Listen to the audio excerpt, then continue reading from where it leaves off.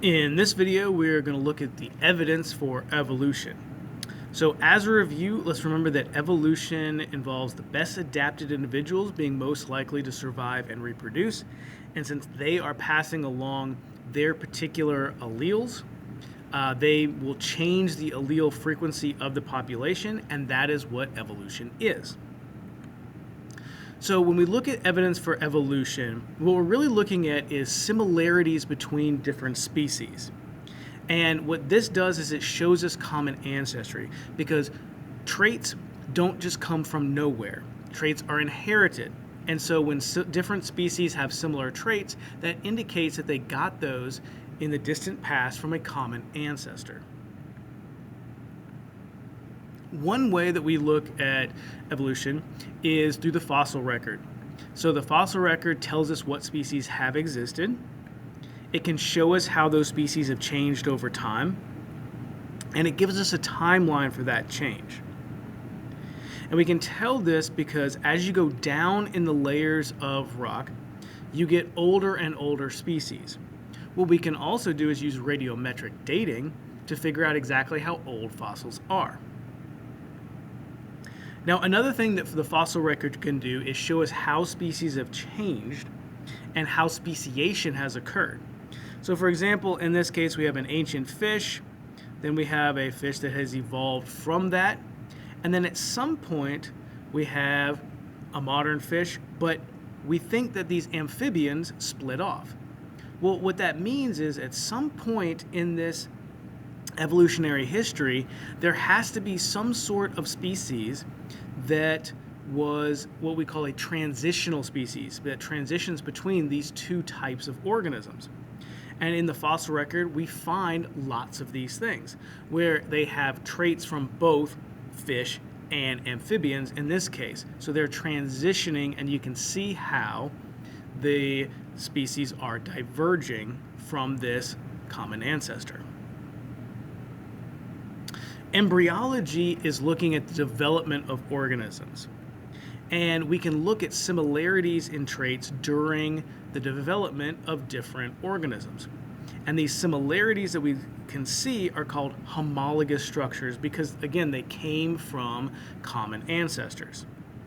So here we have a bird and a human embryo, and the first thing you can see is that they're fairly similar. What you can also see are some of these homologous structures, like they both have a tail. Now again, these are structures that they have during development, but we lose during our final development. Also, gill slits. So again, these are not things that we have now once you're fully developed, but during the embryo stage, you do. And these show some of our evolutionary history.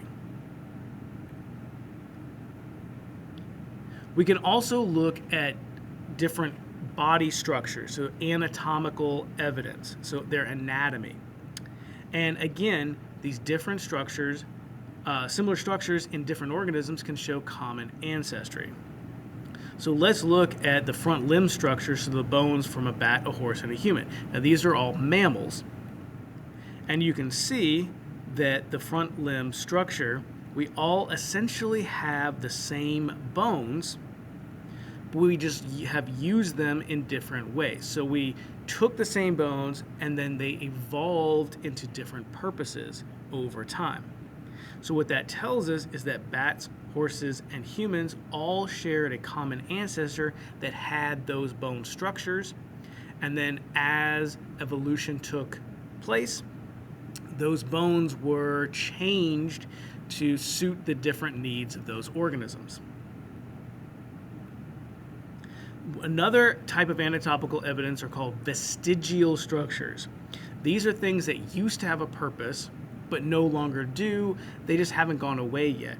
So in humans, vestigial structures are things like goosebumps and wisdom teeth. And again, they show evidence of our evolutionary past because they just haven't gone away yet, even though they no longer have a purpose.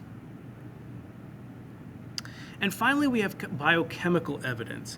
And this is where we look at biochemistry and the fact that all species use basically the same general biochemistry. We all use DNA that works the same way. We all have very similar enzymes, and we all do very similar cellular reactions. Like every organism has to do cellular respiration. What we can also use this evidence for is comparing organisms to see how related they are. So the more related you are, the more similar your DNA is going to be.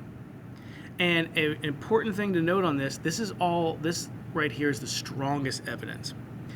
So DNA, enzymes, cellular reactions, that is all the best evidence for evolution, and they're also the best ways to actually compare different species.